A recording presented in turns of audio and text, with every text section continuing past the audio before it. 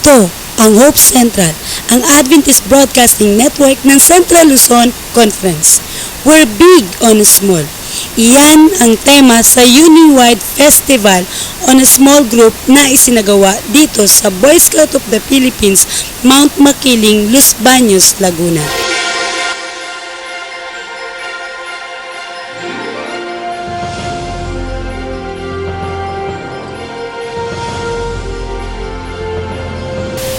Ika-27 buwan ng Oktubre ang pasimula ng programa. Abala ang bawat kalihim sa pagtatala ng bawat delegado mula sa misyon ng kanilang nasasakupan. Ang mga delegado mula sa Mountain Provinces Mission, Palawan Adventist Mission, Southern Luzon Mission, South Central Luzon Conference at Central Luzon Conference ay maagang nagsidating upang dumalo sa naturang seminar.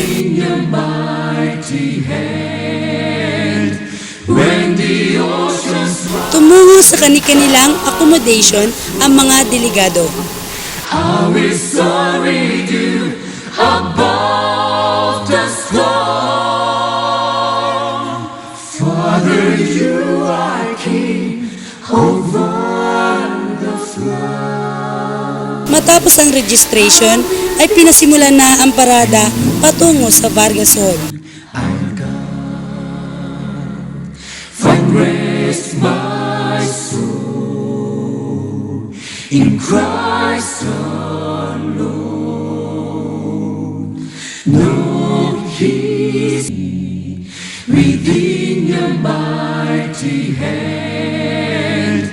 When the oceans rise and thunders roar, how is sorry due above the storm.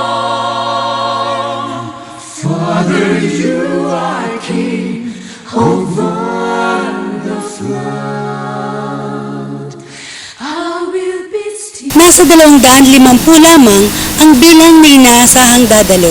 Subalit tinatayang umabot sa 500 katao o higit pa ang dumating. Bagaman nahirapan ang mga tagapangasiwa sa pangunguna ni Pastor Daniel Malabad na mabigyan ang bawat isa ng maayos na tutulugan, subalit sa tulong na rin ng pag-unawa ng mga kapatid, nagpatuloy na masaya ang nasabing festival. Kontento na sila na matulog sa lapag gamit ang manipis na banig, at ang iba naman ay pinagkakasya ang 2 tao sa isang makitid na papag. Hindi nila iyon alintana, nakapulot lamang ng mga gintong kaalaman upang magamit sa ikasisigla ng kanilang iglesyang uuwian. Nagpatuloy ang programa at lalong ikinasigla ng bawat isa ang mahalagang kaalaman na narinig nila sa bawat tagapagsalita. Isa na rito si Pastor Manyes. Ipinaliwanag niya ang diwa ng tema We're Big on Small. Ayon pa sa kanya, kung pabababawin ang pangungusap, ito ay nangangahulugang pagpapahalaga ng malaki sa maliit, kung saan ang bawat small group sa lahat ng iglesia ay dapat pahalagahan ng mga leader. Hinati sa 4 na grupo mula sa kabuuang bilang. Ang una ay pinangunahan ni Pastor Nestor Rilloma, ang tungkol sa kung paano nagsisimula ang small group at kung paano ito patatakbuhin. Doon sa small group ninyo, pag-appoint kayo ng 1, 2, 3 o 1, 2, 3, 4, ang kanilang gawain is to scout yung mga needs ng inyong community na ipa-prioritize ninyo as you continue to serve the church and the community for the next 2 to 5 years. Idiniin ni Pastor Malabad ang kahalagahan ng pusong mapaglingkod. Ang pagiging matakaw sa posisyon ay kapalaluan.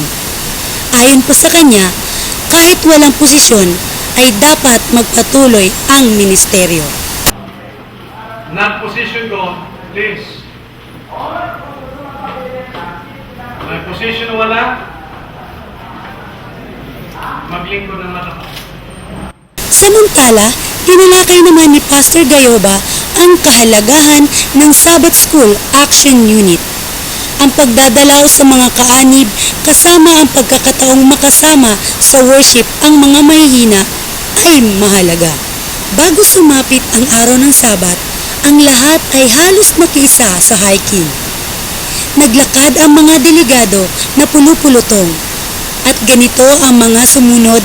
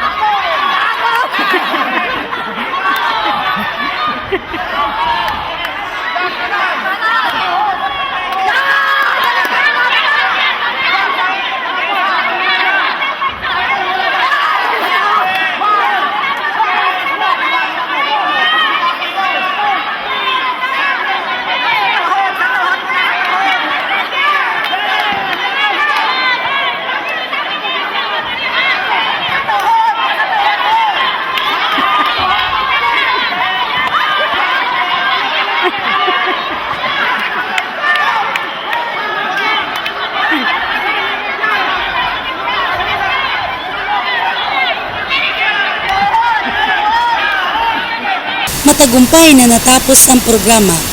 Bakas sa mukha ng mga kapatid ang kasayahan at sa kanilang pag-uwi ay taglay nila ang maraming kaalaman na magagamit sa iglesyang kanilang kinabibilangan.